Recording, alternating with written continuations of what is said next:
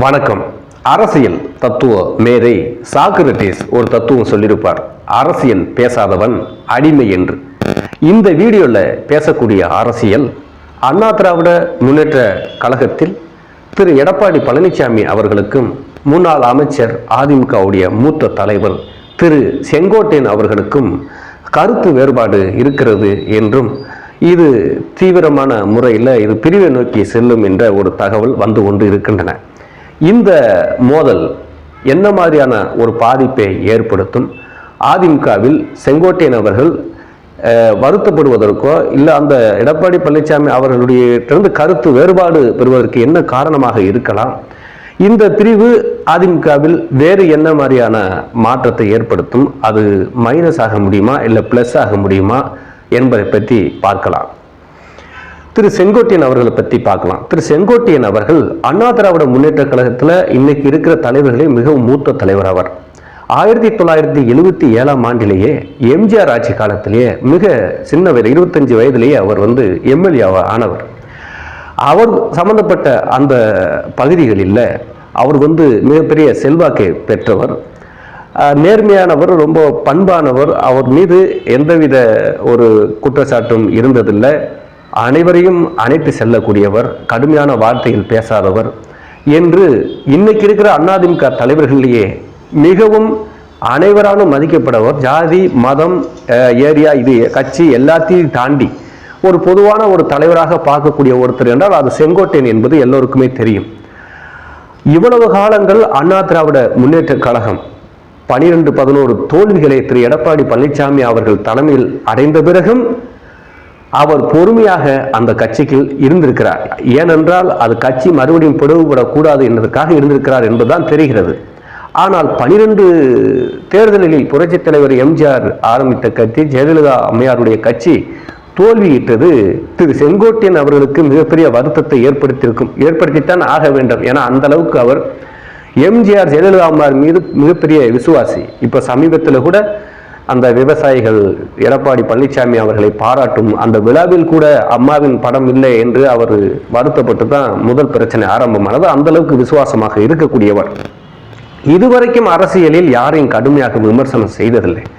அப்படிப்பட்ட ஒருவர் இன்று திரு எடப்பாடி பழனிசாமி அவர் தலைமை மீது அவர் வருத்தத்தில் இருக்கிறார் என்பது வெளிப்படையாக தெரிகிறது. ஏன் வருத்தத்தில் இருக்காரு அப்படின்னு சொன்னோம்னா, கண்டிப்பா வாக்கு வங்கி 35-40% வாக்கு வங்கி இருந்த அண்ணா திராவிட முன்னேற்ற கழகம் ஜெயலலிதா அம்மையார் இருக்கிற வரைக்கும் இன்று வெறும் 20% இறங்கிவிட்டது. 18-20% இறங்கிவிட்டது. கிட்டத்தட்ட பாதிக்கு பாதி அதிமுக வாக்கு சரிந்து விட்டது. திரு எடப்பாடி பழனிசாமி அவருடைய தலைமையில் தான் இது சரிந்திருக்கிறது. இந்த வாக்கு சரிவுக்கு எடப்பாடி பழனிசாமி அவர்கள் தான் பொறுப்பு ஏற்க வேண்டும். 1000 காரணம் சொன்னாலும் அது ஏற்றுக்கொள்ள முடியாது. மக்கள் ஏற்றுக்கொள்ளல, தொண்டர்கள் ஏற்றுக்கொள்ளல. ஒரு காரணம். இன்னொன்று, தொடர்ந்து தோல்வியுற்றது, கட்சிக்கு பெரிய இழப்பை ஏற்பட்டு விட்டது. அப்போ திரு செங்கோட்டையன் போன்ற சீனியர் லீடர்களிடம் அவர் கலந்து ஆலோசித்து திரு எடப்பாடி பழனிசாமி அவர்கள் முயற்சி செய்கிறாரா என்பது பற்றி வெளியில தெரிய மாட்டேங்குது. அப்போ கட்சி இப்போ பொதுப்படியாக அதிமுக என்பது எல்லா ஜாதிக்கும் பொதுவான ஒரு கட்சியாக இருந்தது. அனைத்து ஜாதியிலும் முக்கியமான பொறுப்பாளர்கள் தலைவர்கள் இருந்தார்கள். ஜெயலலிதா அம்மையார் காலத்திலேயே, எம்ஜிஆர் காலத்திலேயே அவர்களை எந்த சமூக தலைவர்களையும் விட்டுக் கொடுக்காமல் ஒருங்கிணைத்து அந்த கட்சியை கொண்டு போனார்கள். திரு எடப்பாடி பழனிசாமி அவர்கள் அதையெல்லாம் தாண்டி மிகப்பெரிய வாக்கு வங்கி வைத்திருக்கிற முக்குலத்துவ தேவர் சமூகத்தின் முக்கிய தலைவர்களை கண்மூடித்தனமாக நீக்கியது அந்த கட்சிக்கு மிகப்பெரிய பேரிடி இழப்பு. திரு ஓபிஎஸ், திரு சசிகலா அம்மையார், திரு டிடிவி போன்ற ஒரு அந்த சமூகம் தங்கள் கட்சியில், அதாவது அதிமுகவில் தங்கள் சமூகத்தை சார்ந்தவர்கள் ஒரு அங்கீகாரத்தில் இருக்கிறார்கள் என்று வாக்களித்தார்கள். அந்த வாக்குகளை திரு எடப்பாடி பழனிசாமி அவர்கள் இழந்து விட்டார். ஸோ தென் மாவட்டங்களில் அதிமுக படு மோசமான நிலைமையில் இருக்கிறது. அதுக்கு இந்த எம்பி தேர்தலில் 12 தொகுதியில் அது 3வது இடத்துக்கு 7 தொகுதியில் டெபாசிட்டி இழந்தது காரணமாக சொல்லலாம். இப்படிப்பட்ட சூழல்ல திரு எடப்பாடி பழனிசாமி அவருடைய அந்த தலைமை வாக்கு வங்கி இழந்துருச்சு, வெற்றி பெற முடியல, கூட்டணி கட்சிக்கு ஆள் வர மாட்டுக்கு, பிரிஞ்சு போன அதிமுக காரங்களை ஒன்று சேர்க்க மாட்டுக்காரு, ஆளாளுக்கு நாட்டாமத்தனமா பேசுறாங்க. ஒரு ஆளுமைங்கிறது ஜெயலலிதா அம்மையார் காலத்தில் ராணுவ கட்டுப்பாடு மிக்க கட்சி அதிமுக என்ற பெயரெடுத்த கட்சி இந்திய ஆளாளுக்கு பேச வேண்டிய சூழல் வந்திருக்குது. இதெல்லாம் பார்க்கும்போது அந்த தலைமை மீது ஒரு கேள்வி எல்லாருக்கும் வரத்தான் செய்யும். அப்போ செங்கோட்டையன் போன்ற ஒரு சீனியர் தலைவர்கள் திரு எடப்பாடி பழனிசாமி அவருடைய ஆளுமை கொஞ்சம் அதுக்கு சரியில்லை என்பதை முடிவெடுத்திருக்கிறார் என்றுதான் தெரிகிறது. சரி, முடிவெடுத்து விட்டார், எடப்பாடியை எதிர்க்க ஆரம்பித்து விட்டார். அடுத்து என்ன அவர் யோசிப்பார், என்னன்னா அதிமுக வந்து அம்மா காலத்தில் எம்ஜிஆர் காலத்தில் எப்படி இருந்தது, எல்லா தமிழ்நாடு முழுக்க அதிமுக அப்படி நிரம்பி இருந்தது, வாக்கு வங்கி அப்படி இருக்கும். அது அதிகமாக கவுண்டர் சமுதாய மக்கள் வாக்கு, இந்த முக்குளத்தூர் தேவர் சமுதாய மக்கள் ரொம்ப அதிகமாக அதிமுகவுக்கு அந்த காலகட்டத்திலிருந்து இருக்கு. அதே மாதிரி வன்னியர் சமூகம், தாழ்த்தப்பட்ட சமூகம், தேவேந்திர குல வேளாளர்கள், இப்படி பல எல்லா சமூகத்தையும் சேர்த்து சொல்லலாம், நாடார் சமூகம், இப்படி பல சமூகத்தையும் ஒருங்கிணைச்சிட்டு போனாங்க ஜெயலலிதா அம்மையார். எடப்பாடி அதை செய்ய மாட்டேக்காரு. அதுக்கு ஒரு அரசியல் நாலேஜ் அவருக்கு இல்லையா என்னங்கிறது தெரியல. அப்படிங்கிற பட்சத்தில் அதிமுக அழிந்து வருகிறது. அப்போ 2026 தேர்தல் நெருங்குகிறது. இதுல பிரிஞ்சு கிடக்கிறதுனால டிடிவி அவர் குறிப்பிட்ட வாக்கு வங்கி வச்சுக்கிட்டாரு, ஓபிஎஸ்க்கு ஒரு குறிப்பிட்ட வாக்கு வங்கி இருக்கு. சசிகலா அம்மையார் தேர்தல் களத்துல இறங்காட்டாலும் அவருடைய ஆதரவாளர்களும் இன்னும் இருக்கிறாங்க. அப்போ பிரிஞ்சு கிடக்கிற கட்சிக்கு ஓட்டு போட பொதுவான மக்களும் ரெடியா இல்லை. இப்படி பலதரப்பட்ட குழப்பத்துல அண்ணா திராவிடம் இருக்கும்போது செங்கோட்டையன் போன்ற ஜெயலலிதா அம்மாவுடைய தீவிர விசுவாசி, எம்ஜிஆருடைய பக்தர் என்று சொல்லக்கூடிய செங்கோட்டையன் போன்ற மூத்த தலைவர்கள் ஒரு முடிவெடுக்க வேண்டிய கட்டாயத்தில் இருக்கிறார்கள். அதைத்தான் செங்கோட்டையன் இன்று எடுத்திருக்கிறார் என்று தெரிகிறது. இது தமிழ்நாட்டு மக்களுக்கும் அதிமுக தொண்டர்களுக்கும் வரவேற்கத்தக்கது. யாரா பூனைக்கு மணி கட்டுறது, எத்தனை தோல்வியடா தாங்க முடியும், எத்தனை எலெக்ஷன்ல கையில காசை போட்டு தேர்தலை போய் செலவு பண்ணி நிற்க முடியும், வெற்றி பெற்றத்தானே நிற்க முடியும் என்று அடிமட்ட தொண்டர்கள் புலம்ப ஆரம்பித்திருக்கிறார்கள். அதிமுக ஓட்டு ஓபிஎஸ்க்கு ராமநாதபுரத்தில் 3.25 லட்சம் விழுந்திருக்கு. அதிமுக எடப்பாடி அதிமுக டெபாசிட் இழந்துருச்சு.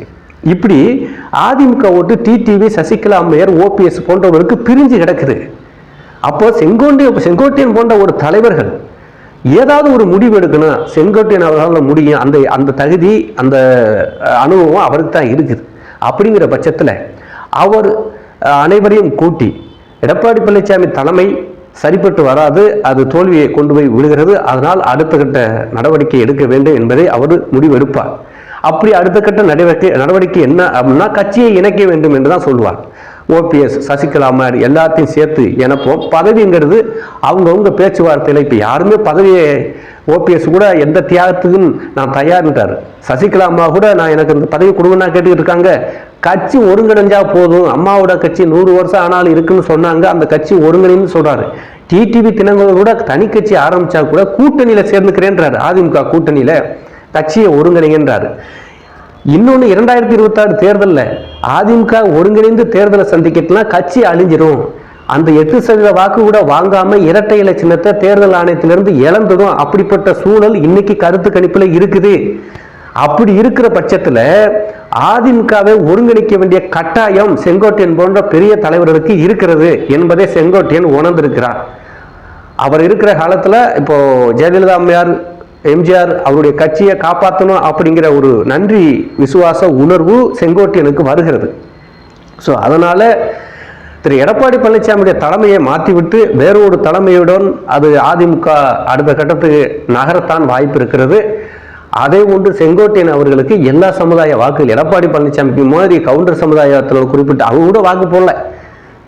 செங்கோட்டையன் அவர்களுக்கு சென்னையிலிருந்து கன்னியாகுமரி வரைக்கும் கிராமங்கள் தோறும் அவரை பற்றி நல்லா தெரியும். அதிமுக பொதுமக்களுக்கே நல்லா தெரியும், அந்த அளவுக்கு தெரிஞ்ச முகம். அப்படி அவர்கள் அரசியல் களத்தில் வேற ஒரு மாற்றத்தில் அவர் கட்சி நலன் கருதி ஒரு முடிவெடுத்து அனைவரையும் ஒருங்கிணைத்து கட்சியை நடத்த வேண்டும் என்ற முடிவில் இருப்பது போலத்தான் அவருடைய செயல்பாடுகள் இருக்கிறது. சரி, அப்படி கட்சி ஒருங்கிணைந்து விட்டால் கண்டிப்பா அண்ணா திராவிட முன்னேற்ற கழகம் 2026 திமுகவுக்கு மிகப்பெரிய டப்பு கொடுக்கும், வெற்றி பெறவும் வாய்ப்பு இருக்கு. இவங்க ஒன்று சேர்ந்துட்டாங்கன்னா திமுக வெற்றி பெறது கஷ்டம்.